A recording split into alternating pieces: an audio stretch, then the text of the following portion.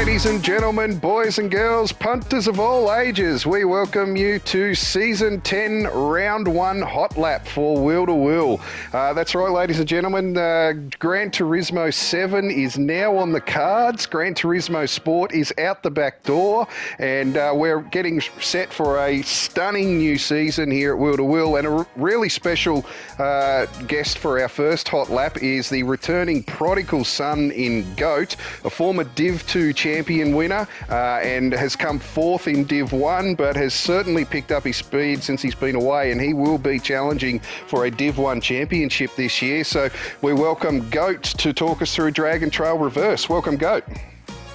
G'day, Devil. How you going, mate? Yeah, really good, and really excited about the GT7 introduction this season. How are you feeling about GT7 in general?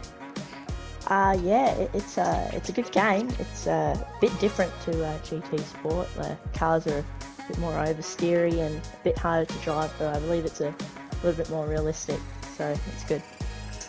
Yeah, look, I'm excited to see the differences that are out there too. Look, we'll jump straight into this hot lap and go to, mate, talk us around the lap here in the Corvette.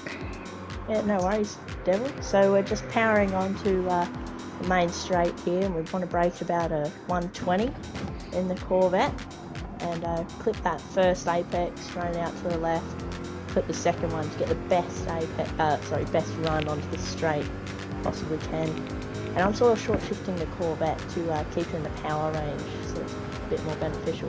Brake at the first Michelin sign on the left, down one gear, and down second gear on the second apex. Missed the third one and hit the last one, short shift out of the air. Braking at that sign there, down one gear, pull it over to the left, the right, and then over to the left. Want to hit all these curves and straighten it out as much as possible. Braking at 100 board, down to first gear temporarily, short shifted into second on the exit, bit oversteery there, and power down on the back straight. So we want to sort of straight line this as much as possible, and we're going to be braking at the 100 board on the left, down two gears, and then come across, straddle that one, down another gear, short shift up into third on the exit here. You want to get over to the left as far as possible, but the latest entry you can, run it out wide, and that's a lap of Dragon Trail Gardens. So introduction this year with setup now being part of GT7 in the lobby races. Talk us about your process with setup, GOAT, and some of the tips that you've discovered so far. Well, I just had the standard setup at first, and I did a few laps, and I ended up finding that if you raise the ride height at the front a bit more, it could handle the curves a bit better, which was very beneficial around here. But when you do something, it takes away from something else. So it did hurt straight line speed a little bit. So it's a bit of catch-22, and you want to find that sweet spot. Yeah, well, I guess straight line speed here is less important than the ability to get around these corners at Dragon Trail Reverse. So certainly 6 in one, but not half a dozen in the other. Yeah, definitely. Especially on these exit curves, they're really high and really hurt you.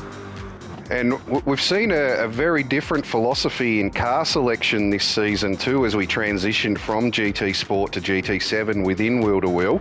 Last season we saw the high power cars, the Corvettes, the Jags, the Astons. They were the go-to cars, and this year it's the smaller displacement turbo cars that seem to have been the favourites amongst the teams. Any reason for that you can comment on? As far as I know, mate, they're all just picking Group 4 cars that are four-wheel drive. I think yes. I think they're the best ones in terms of straight line speed and cornering.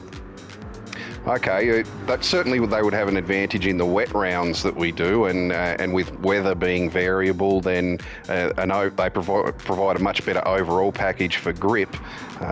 So certainly an advantage there for them with that weather variability now coming into it.